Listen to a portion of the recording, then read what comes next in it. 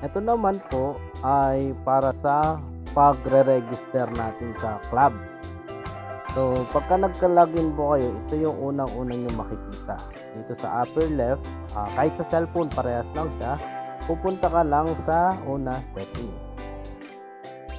Pupunta ka sa my numbers.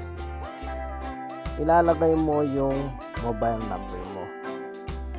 Pagkatapos mo na ilagay yung mobile number mo, check mo yung group kung ikaw ay naka-check na sa CD. CD is counter by po.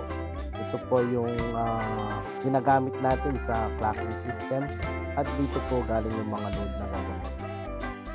Tapos, pupunta ka sa club. Isa-search mo lang ang TNPR. Pagka-search nyo po sa TNPR, make sure naka-check siya. Alright. Kapag okay na po lahat, ang club, mobile number at yung group, pwede po kayong bumalik sa clocking.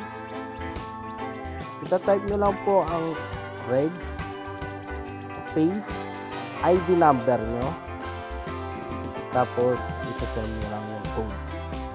Yung po ay may bayad na CD. So that is 2 pesos. So from 306 kung napansin nyo, naging 300 po. Naka-register na po tayo.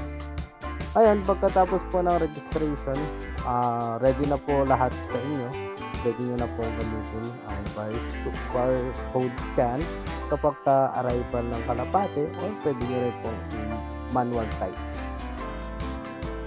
Sa paglo-load po, pwede nyo po kaming tawagan.